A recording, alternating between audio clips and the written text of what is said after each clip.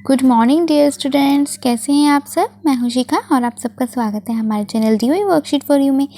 आशा करती हूँ सभी बच्चे स्वस्थ होंगे, मन लगाकर पढ़ रहे होंगे और दिवाली भी सबने बहुत अच्छे से मनाई होगी, है ना। और नो क्रैकर्स वाली दिवाली मनाई होगी, जैसा मैंने आप सबको बोला था। आई विश ऐसा ही हुआ होगा। तो चलिए शुरू करते हैं आज की वर्कशीट। अपने काम पर आते हैं। आज हिंदी और ईवीएस दो वर्कशीट्स हैं। तो पहले हिंदी की नोटबुक में सभी बच्चे डेट मेंशन करेंगे, वर्कशीट का नंबर लिखेंगे, क्लास के साथ आप लिख देंगे अपना सेक्शन, बच्चे अपना नाम और टीचर का नाम मेंशन कर देंगे। बच्चों, आशा है कि आपने अब तक की सभी कार्यपत्रिकाएं ध्यानपूर्वक करते हुए बहुत सारी नई बातें सीखी होंगी। आइए आगे बढ़ने से पहले उन्हें दोहरा लेते हैं। तो यानी कि आज हम रिवीजन करने वाले हैं। फर्स्ट क्वेश्चन है, पहला प्रश्न, निम्नलिखित प्रश्नों के उत्तर के लिए दिए गए विकल्पों में से सही विकल्प चुनकर सही का निशान लगाइए। पहला है, पाट थप रोटी थप दाल में खाने को कौन सी चीज़ जल गई थी। खाने की कौन सी चीज़ जल गई थी? रोटी, साग, बड़ियाँ या दाल। तो इसमें आपको वो लाइन याद होगी, मुन्नी ने कहा था, टिंकू ने पकाई बड़ियाँ, चुन्नू ने पकाई दाल, टिंकू की बड़ियाँ जल गई, चुन्नू का बुरा हाल। तो जल क्या गई थी? बड़ियाँ। ठीक है, तो यहाँ पर बड़ियों पर टिक लगेगा। उत्साह शब्द का सही अर्थ है। उत्साह का सही अर्थ कोशिश, हैरानी, जोश या मज़ा। उत्साह का मतलब होता है जोश आना। ठीक है, ठीक है, तो इस पर टिक कर देंगे। सुनीता बाजार से क्या लाने वाली थी? चावल, आटा, चीनी या साग। सुनीता को बाजार से लानी थी 1 किलो चीनी, तो चीनी सही आंसर है। जिन शब्दों से किसी काम के करने के या होने का पता चलता है वे शब्द कहलाते हैं, क्या कहलाते हैं? क्रिया। जिसके काम के होने का पता चलता है वो क्रिया शब्द कहलाते हैं। तो यहाँ पर क्रिया पर टिक कर देंगे। फरीदा को छत पर पतंग उड़ाना पसंद है। इस वाक्य में क्रिया शब्द बताइए। पतंग, उड़ाना, फरीदा या छत। क्रिया मतलब जो काम हो रहा है, काम होगा उड़ाना। ठीक है, तो उड़ाना यहाँ पर क्रिया शब्द है।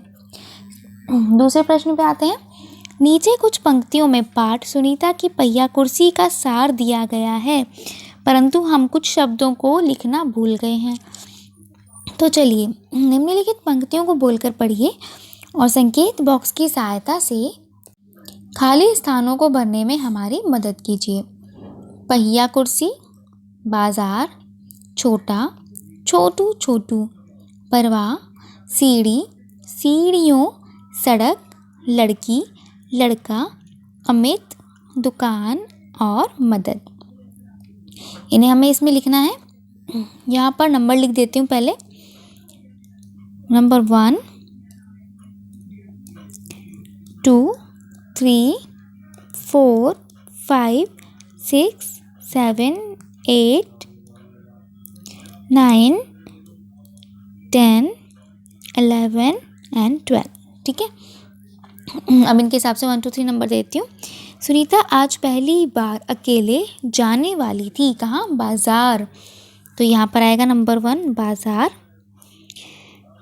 सुनीता चलने की, इसको रेड से कर देते हैं, बाजार नंबर 1। सुनीता चलने फिरने के लिए की मदद लेती थी। किसकी? पहिया कुर्सी की। तो नंबर 2 पर आ जाएगा पहिया कुर्सी। सुनीता को की ज़िंदगी देखने में बहुत मज़ा आता था। सुनीता को सड़क की ज़िंदगी। नंबर 3 सड़क की ज़िंदगी।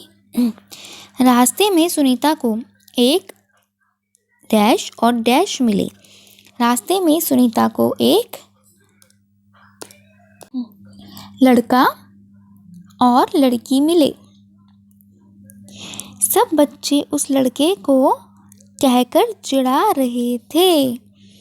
क्या कहकर चिढ़ा रहे थे? छोटू छोटू कहकर चिढ़ा रहे थे, क्योंकि उसका कद बहुत छोटा था। सुनीता को दुकान के अंदर जाने के लिए कुछ पर चढ़ना था। किस पर? सीढ़ियों पर। तो यहाँ पर आ जाएगा सीढ़ियों पर नंबर 8, जो उसके लिए बहुत कठिन था। तभी वहाँ आ पहुँचा। कौन आ पहुँचा? अमित। तो अमित आ पहुँचा। उसने पहिया कुर्सी को डैश तक पहुँचाने में सुनीता की मदद की। ठीक है, तो मदद तो समझ में आ गया। यहाँ देखते हैं, उसने पहिया कुर्सी को सीढ़ी तक, ठीक है, यहाँ पे आ जाएगा, ये रहा सीढ़ी। नंबर 10, सीढ़ी तक पहुंचाने में सुनीता की मदद की, तो मदद आ जाएगा, एक यहाँ पर आएगा दुकान तक, है ना, तो यहाँ लिखेंगे दुकान तक पहुंचाने में उसकी मदद की। लोग अभी भी उसे देख रहे थे, परंतु अब सुनीता को उनकी परवाह नहीं थी, तो नंबर 12 पर आ जाएगा परवाह। ठीक है, इसमें एक वर्ड एक्स्ट्रा है, सीढ़ी, इसको छोड़ देंगे सभी बच्चे। चलिए, अभिभावकों के लिए सुझाव है, बच्चों को बताइए कि दूसरों की असफलताओं को गिनाने से बेहतर है कि अपनी कमियों को परखें और उन्हें दूर करने का प्रयास करें। कोविड-19 के दौरान अपेक्षित व्यवहार है अपने हाथों को साबुन और पानी से नियमित रूप से धोएं। तो हिंदी की वर्कशीट यहीं पर समाप्त होती है। जल्दी से चलते हैं ईवीएस की वर्कशीट की ओर। ईवीएस की नोटबुक में सभी बच्चे डेट मेंशन कर देंगे, वर्कशीट का नंबर लिखेंगे, क्लास के साथ अपना सेक्शन, बच्चे अपना नाम और टीचर का नाम मेंशन कर देंगे। प्यारे बच्चों, क्या आपने इस गीत के बोल सुने हैं? नन्ना मुन्ना राही हूँ, देश का सिपाही हूँ, बोलो मेरे संग, जय हिंद जय हिंद जय हिंद। जब भी हम सिपाही शब्द सुनते हैं, यानी कि सोल्जर सुनते हैं, तो हमें अपने देश की रक्षा में सिपाहियों का योगदान याद आता है। बच्चों, आज हम भारत के रक्षा बलों यानी कि डिफेंस फोर्सेस के बारे में जानेंगे। भारत की 3 सेनाओं के प्रतीक आपको नीचे चित्र द्वारा दर्शाए गए हैं। संकेत बॉक्स की सहायता से चित्र पहचान कर इनका नाम अपनी कॉपी में लिखिए। देखिए, यहाँ पर 3 चित्र दिए गए हैं, 1, 2 एंड 3। इन चिन्हों को पहचानना है और अपनी कॉपी में लिखना है कि ये कौन सी सेना का चिन्ह है, प्रतीक है। तो यहाँ पर देखिए, पहला जो आपको दिया हुआ है ये है इंडियन नेवी का, यानी कि नौसेना का, तो नंबर 1 पर है नौसेना।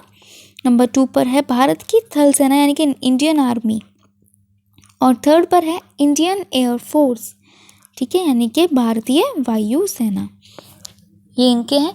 सभी बच्चे इन्हें नोटबुक में ज़रूर ड्रॉ करेंगे, ठीक है, विद कलर्स। इसको स्किप नहीं करना है, हमें ड्रॉ करना है, फिर नाम लिखना है।